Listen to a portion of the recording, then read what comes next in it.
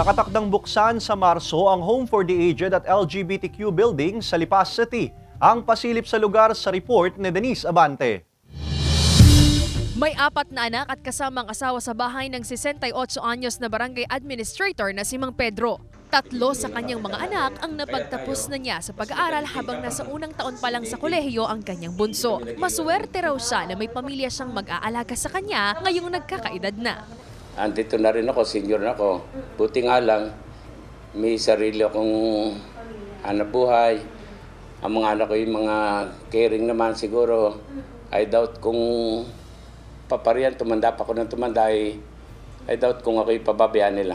Mapalad na maituturing ni Mang Pedro na may kakalinga sa kanya habang tumatanda pero hindi rin maikakaila na may ilang kagaya niyang senior citizen na kung hindi man pinabayaan ay wala ng mga kaanak na kakalinga sa kanila. Kaya sa Lipas City, isang bahay kalinga o Home for the Aged ang ipinatayo ng LGU sa Barangay Sabang. Mayroon itong 20 kwarto na maaaring mag-accommodate sa mga senior citizen at ilang LGBTQIA members na wala ng pamilya o matutuluyan. Kinukuha namin, dinadala namin sa ospital ng Lipa para maka-recover.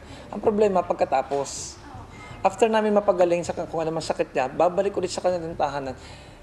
Either bumabalik ulit yung sakit or minsan worse ay namamatay na lang ng nag-iisa.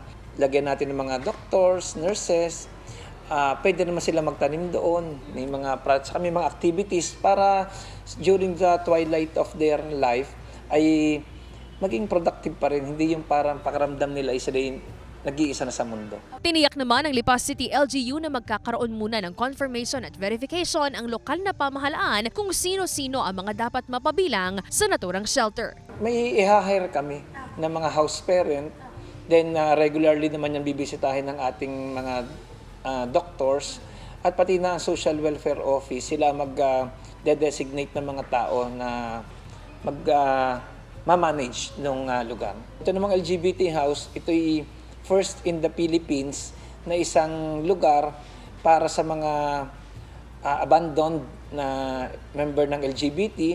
Ito ay material na kung ano naman ang age. Halimbawa, senior citizen na LGBT, walang anak, walang pamilya, or yung mga bata na halimbawa ay naglayas o pinaalis ng kanilang pamilya. Ay dito sa amin, kukupkupin natin. Sa March 15 ngayong taon, inaasahang bubuksan ng Lipas City LGU ang naturang pasilidad. Kasama si J. Armanhares, Denise Abante, Balitang Southern, Tagalog.